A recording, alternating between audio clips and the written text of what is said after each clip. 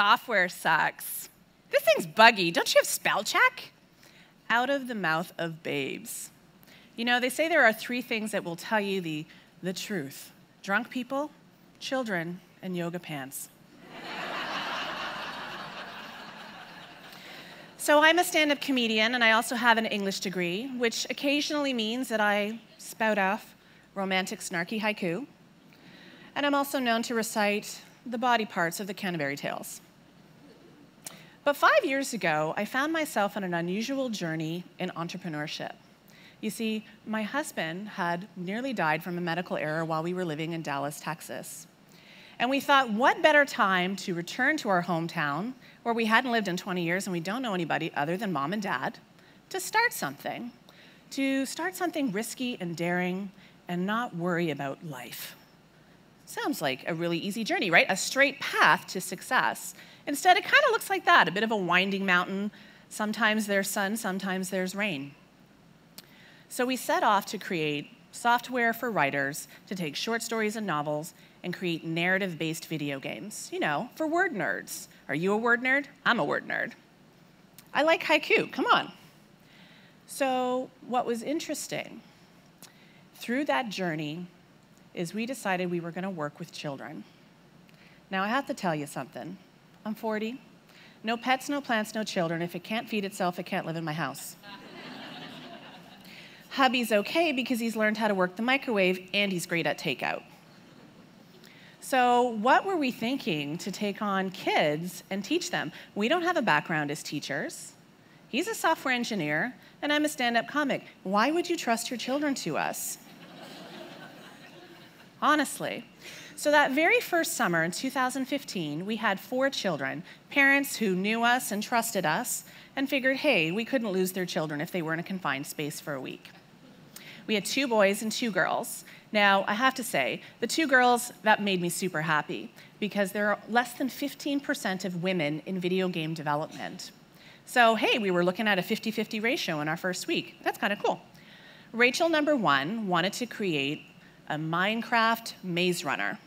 You know, Minecraft's all the rage with the kids these days. Rachel, number 2, she wanted to make a murder mystery with classic Star Trek characters. Who killed the Klingon? Ah, that was so awesome. In that first week, we saw all of the bugs with our software. Did you know that we hadn't prepared for more than 1 person to play a game? One of our kids was named Spencer Tester, and boy, did he ever test. He tested the software and my patience. But he was really fantastic, and we learned so much in that first week. In that second year, we had made all of these improvements to the software, and we started to teach more children. Now, the thing is, with linear storytelling, we're all used to reading a book from page 1 all the way to the end, unless you're one of those weird people that just goes right to the end because you want to know who done it. We were teaching children how to be diverse thinkers and creating nonlinear narratives. This is actually a picture of one of the games created by a child. She was 12 years old, and her name is Zara. She created a mystery set in a castle setting. Now, I have to say, the girls tended to create games that were friendlier, and the boys more conflict-based, which I thought was a very interesting observation. But in that second year, the kids were able to play all of the games created by the kids in year 1. You see, year 1, their benchmark was an hour-long game that our professional designers had created. So they had no idea that they thought they could create a 1-hour game in 20 hours of class. But by the second year, they were able to benchmark themselves against other 11, 12, and 13-year-old kids. I can do that. I can do that better. So we were starting to see really cool things like voiceovers and customization and stories that really blew our minds. Now, here's the remarkable thing. There is incredible joy on a child's face when they become engaged with what it is that they're creating. Right now, there's a huge push in the education system for STEM, science, technology, engineering, and math. I feel like we've missed a really important piece of that, A, for the arts, STEAM. What we were seeing was that children were so engaged in the act of storytelling and putting in that code. They actually have to learn Lua script because all of that stuff, They have to have the logic built in for that game to work. That is the exact look on the face of a 13-year-old girl named Maddie, who coded for the first time, and the tutorial box popped up, and there was a squee! It was amazing. And then all of the other kids came to her for help with how to code. We later would see that again with an 8-year-old.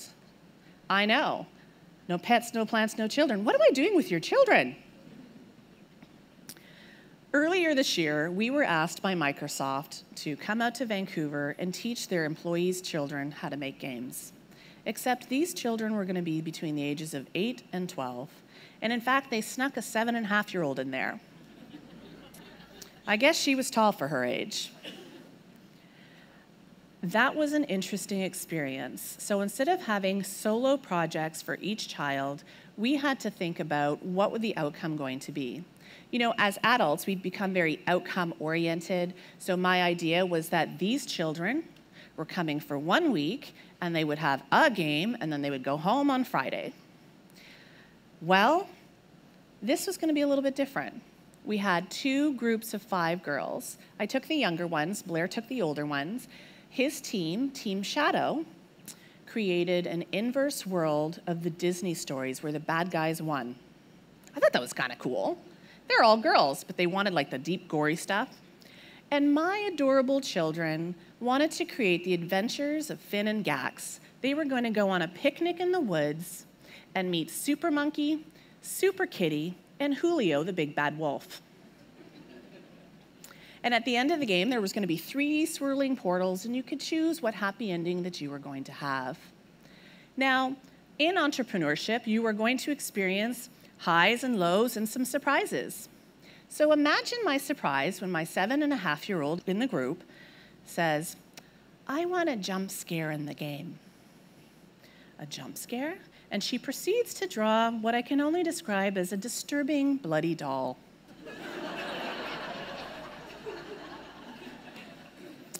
And then the other girls say, I want to have a doll in there too. And then the other, and then the other, and then the other. So now I have 5 creepy-looking dolls. And they're like, Jean, can you pick the best one?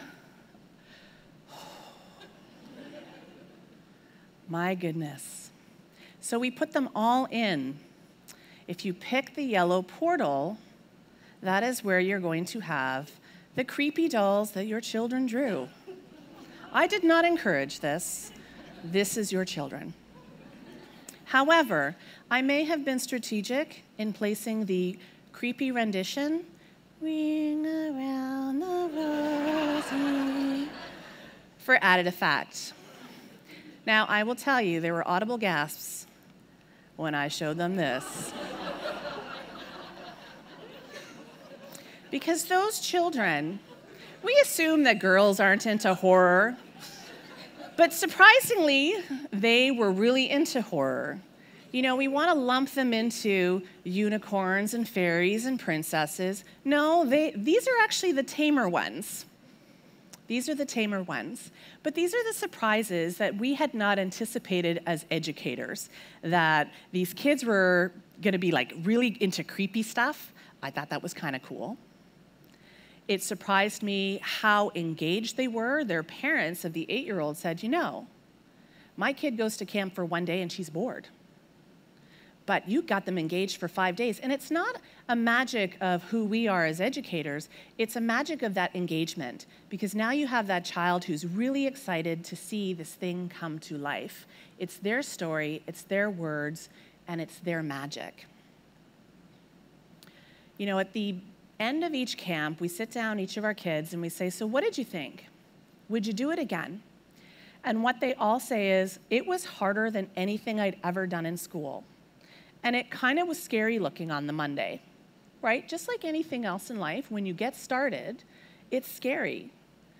If you had asked me 4 years ago to run a tech startup and go through months of lean times, would I have done it? Years of lean times even. I don't know. It's scary, and it's the unknown. But these kids prove to us that if you work hard, there's something really valuable that's going to come at the end of it. And so their advice to the incoming students was, It looks scary, but it's not. And it's really kind of cool. We also learned that there is magic in helping people see what's possible. When you're in a traditional classroom environment and you have one teacher for 28 to 30 students, they don't get that connection with you, and they want to be connected. The other thing is, I, as a very business-minded person providing this service, was completely oblivious to the fact that they wanted to make friends with each other. I know, right? They actually liked each other, and I went, oh, that's an interesting thing, because it was very adult, very adult. I read something online that says that at 5 years old, we use 80% of our creativity. And by the time we reach 12, it's 2%. And that it stays at 2% for the rest of our lives. Now, I read this and I thought, that can't be true. That cannot be true. I looked for proof to refute it, something to prove it, and I couldn't. I just found somebody repeating the same thing over and over again because, it's the internet. But deep down inside, I have to wonder if it's true, because I don't see a lot of adults engaging in creativity. And when we are in creativity, we are in joy. When is the last time that you were fully creative? We have our knitting bombers, like where you knit and you throw it on a tree. That's kind of creative. Maybe you're really into fancy artisanal cheeses. Well, if you're making them, that's creative. But from our day-to-day lives, we are so caught up in our mortgages and our relationships and our jobs and all of that stress that we have forgotten to have joy and creativity. And working with those kids reminded me of how lacking in creativity that the stand-up comedian was until I started creating my own games. And I see that in other adult writers, they want to create too, because everybody has a story. What I realized was that we weren't just building a technology company, we were building a dream, we were building a story machine. And we each have stories to tell. What's yours? Thank you.